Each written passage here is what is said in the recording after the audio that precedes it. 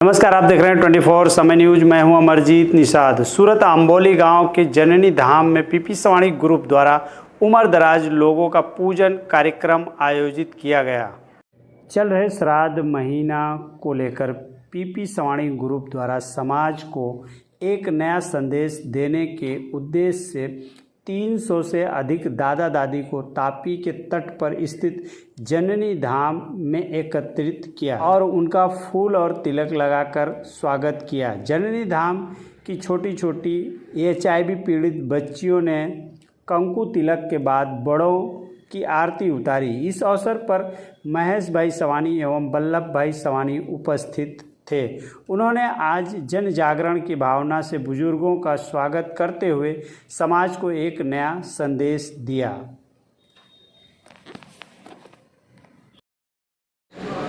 અત્યારે આપણા ગુજરાતમાં જેમ કહેવાય ને કે શ્રાદ્ધનો પર્વ ચાલી રહ્યો છે, એટલે જે કોઈ પણ આપણા પરિવારમાંથી એક્સપાયર થયા હોય તો એનો શ્રાદ્ધનું જમણવાર કે એનું પૂજન થતું હોય છે। પણ સાચું શ્રાદ્ધ શું કહેવાય? આજે જનનીધામની 30 જેટલી નાની નાની દીકરીઓ અને નારી સંરક્ષણની બહેનો અને આજે પીપી સવાણી જે ગ્રુપ ચલાવે છે પ્રેમલક્ષ્મી મંદિર, એના લગભગ 300થી વધારે દાદા દાદીઓ આજે જનનીધામની મુલાકાતે આવ્યા હતા અને એ દાદા દાદીઓનું પૂજન કરી એમની આરતી ઉતારી અને સાચું શ્રાદ્ધ આપણે ક્યારેય પણ મૃત્યુ પછી આપણે કંઈ પણ કરીએ, એમના માટે જમાડીએ કે એમના માટે કંઈ પણ કરીએ તો એ વ્યર્થ છે। પણ જીવતા જીવ ઢળતી ઉંમરના લોકોને ચડતી ઉંમરની દીકરીઓના હાથનું આજનું પૂજન એ એક આશીર્વાદ રૂપ છે। આજે અમારી બધી તમામ દીકરીઓ, જનનીધામની દીકરીઓને અને નારી સંરક્ષણ ગૃહની બહેનોને આજે દાદાઓ અને દાદીઓના આશીર્વાદ મળ્યા અને સાચું પુણ્ય મેળવ્યું।